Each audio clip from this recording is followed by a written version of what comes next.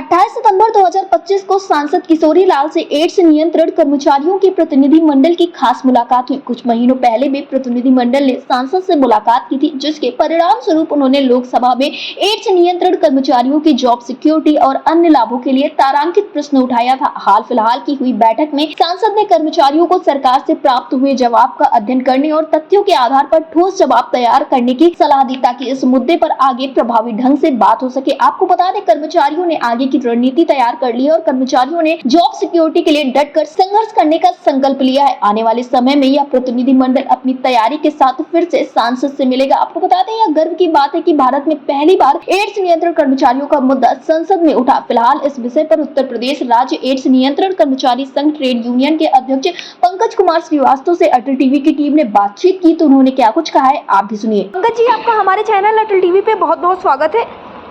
नमस्कार पंकज जी, जैसा कि देखने को मिला और खबरें भी निकलकर सामने आई हैं कि नेशनल एड्स कंट्रोल ऑर्गेनाइजेशन की तरफ से हाल फिलहाल में सांसद किशोरी लाल से मुलाकात की गई है, तो क्या कुछ चीज़ें निकलकर सामने आ पाई हैं, क्या कुछ बातचीत हुई है आप लोगों की?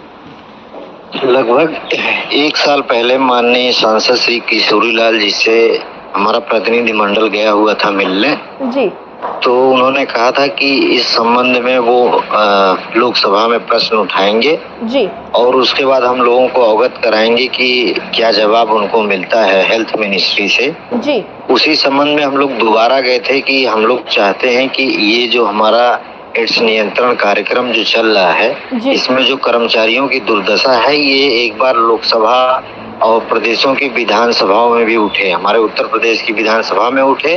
और चूंकि ये केंद्र का पूरा कार्यक्रम है, इसलिए इसको लोकसभा की संसद में उठना जरूरी है। जी। हमारे पास जॉब सिक्योरिटी के लिए जो डेथ हो जाते हैं और 1 रुपए भी उसको लाभ नहीं मिलता है, पिछले 3 दशक का कार्यक्रम है, उनके लिए कि उनको कुछ लाभ प्राप्त हो। और सबसे बड़ी बात ये है कि मेडिकल काउंसिल ऑफ इंडिया ने एक नोटिफिकेशन जारी किया है कि जितने भी मेडिकल कॉलेजेस होंगे, प्राइवेट या गवर्नमेंट, ऑल ओवर इंडिया, उन सभी में HIV की फैसिलिटी होना मस्ट है। इसका मतलब कि ये प्रोग्राम अब कभी भी बंद होने वाला प्रोग्राम नहीं है।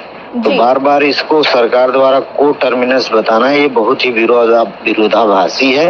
और ये जब तक इस पे बहस नहीं होगी तब तक हम लोगों को जॉब सिक्योरिटी जैसी चीज नहीं मिल पाएगी या कोई भी सुविधा नहीं मिल पाएगी, क्योंकि सरकार बिल्कुल भी एड्स नियंत्रण कर्मचारियों की तरफ ध्यान नहीं दे रही है। जी पंकज जी, आपने बिल्कुल ठीक कहा, लेकिन इसी के साथ एड्स नियंत्रण कर्मचारियों की जॉब सिक्योरिटी के लिए संसद में बहस की जैसा कि बात कही गई है, आपके द्वारा बताई गई है। इस बहस को सफल बनाने के लिए और कर्मचारियों के हित के ठोस परिणाम लाने के लिए क्या संगठन की ओर से कोई नई तैयारी की जाएगी, किसी से मुलाकात या किसी तरह का कार्यक्रम किए जाने की तैयारी की जाएगी?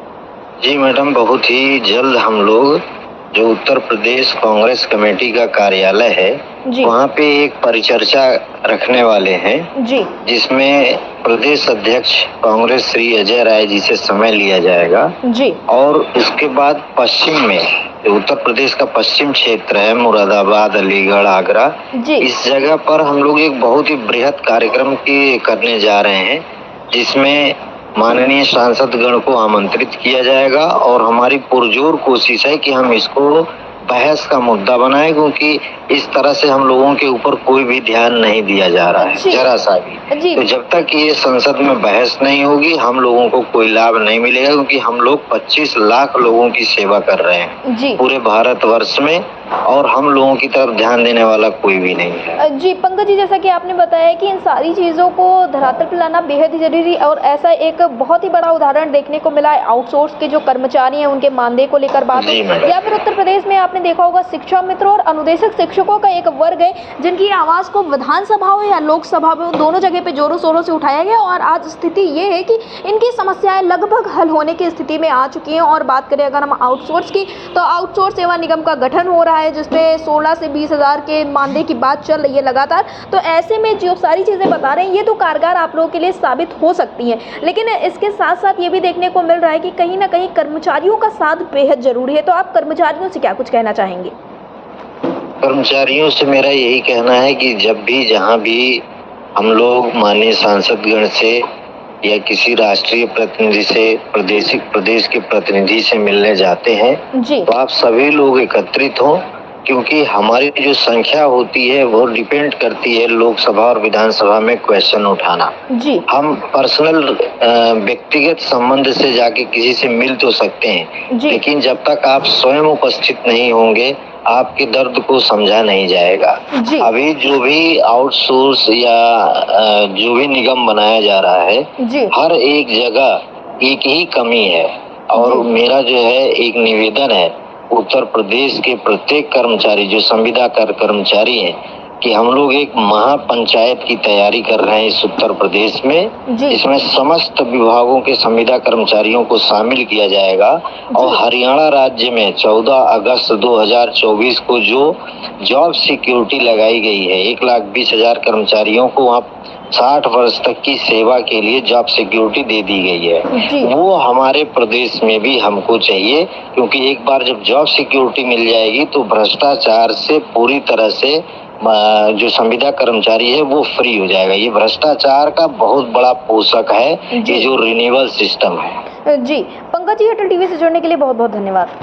धन्यवाद। इसी के साथ जब सांसद किशोरी लाल से इन कर्मचारियों ने मुलाकात की तो उसके बाद एक वीडियो भी जारी किया जिसमें कर्मचारियों ने अपनी राय रखी है। क्या है उस वीडियो में, आप भी देखिए। जैसा कि आप लोगों से हम लोगों ने कहा था कि माननीय सांसद अमेठी श्री किशोरी लाल शर्मा जी से हम लोग बहुत जल्दी मुलाकात करने वाले हैं जॉब सिक्योरिटी के मुद्दे पे। आज हम लोग की सबसे बड़ी ज़रूरत जॉब सिक्योरिटी है, क्योंकि आए दिन हम लोगों के पास ये कंप्लेन आती है कि वर्कलोड बढ़ रहा है और लोग निकाले जा रहे हैं, बिना कारण के निकाल दिए जाते हैं। हम सभी लोग जानते हैं, इसको बार बार बताने की ज़रूरत नहीं है।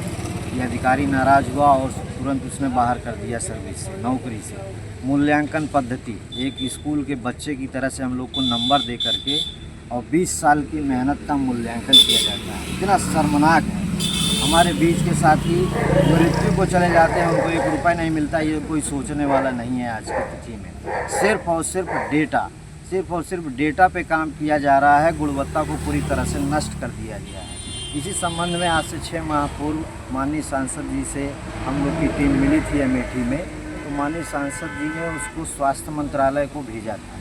वहाँ से जेपी नड्डा जी का जवाब भी उनके पास आया, जिसमें उन्होंने हम लोग से बताया है कि उस जवाब को आप लोग पढ़ लीजिए, देख लीजिए और उसके बाद रिकमेंड करिए, फिर मैं इसको संसद में आप लोगों के क्वेश्चन को उठाता हूँ।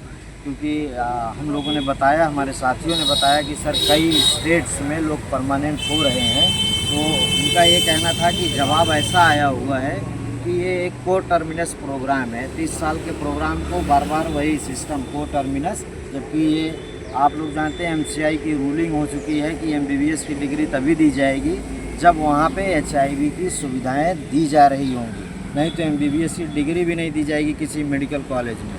उसके बावजूद इसको को टर्मिनस प्रोग्राम बताने में शर्म नहीं आ रही है अधिकारियों को। तो इस संबंध में हम लोग माननीय सांसद जी से मिले थे और आज उनका जवाब सुन के अच्छा भी लगा कि अब हम लोग उस जवाब को पढ़ने के बाद फिर सांसद जी से पूरी तैयारी के साथ मिलूँगा और अगली बार पूरे उत्तर प्रदेश को इकट्ठा होना है सांसद जी के सामने, ताकि उस पर बहस शुरू हो। बिना बहस के हमको जॉब सिक्योरिटी नहीं मिलेगी।